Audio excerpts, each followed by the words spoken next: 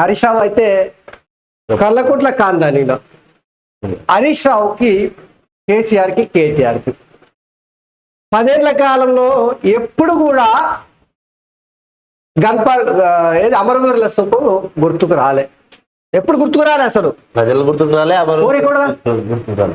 అధికారం కోల్పోయిన మరుక్షణమే గన్పార్క్ దగ్గర ఉన్నటువంటి అమరవీరుల స్తూపం దగ్గర నిన్న పోయిడు కాంగ్రెస్ పార్టీ హామీలు మస్తు ఇచ్చింది, అది అమలు చేస్తలేదు. నేను సవాల్ చేస్తున్నా, రేవంత్ రెడ్డి మళ్ళా సవాల్ని స్వీకరించిండు. ఇప్పుడు నా పదవికే గండం వచ్చి కదరా అని చెప్పేసి మళ్ళా అమరవీరుల స్తూపం దగ్గర పోయి నేను ప్రమాణం చేస్తున్నా, కాంగ్రెస్ పార్టీ ఇచ్చినటువంటి హామీలు అన్నింటినీ అమలు చేయాలి.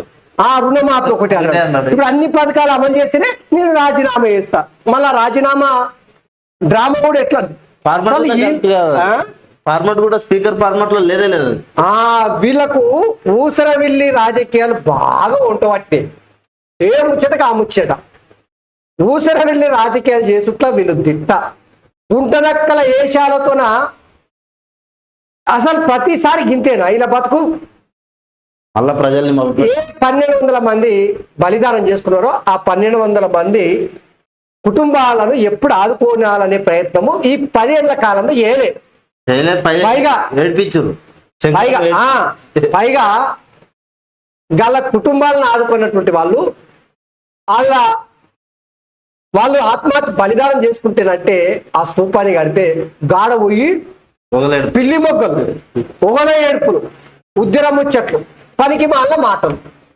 హరీష్ రావు ఇంకా ఏది ఎల్బినార్ చివరాస్తలాగా శ్రీకాంతాచారి పెట్రోల్ పోసుకొని అంటిపెట్టుకున్నప్పుడు దానికన్నా ముందు జరిగిన తతంగం నీకు అగ్గిపెట్టి దొరకలేదు కదా, ఇంకా మాటలు నమ్ముతున్నారు అనుకుంటున్నారా? ఇంకా అందుకే అగ్గిపెట్టి ఇది చైతన్యవంతమైనటువంటి తెలంగాణ.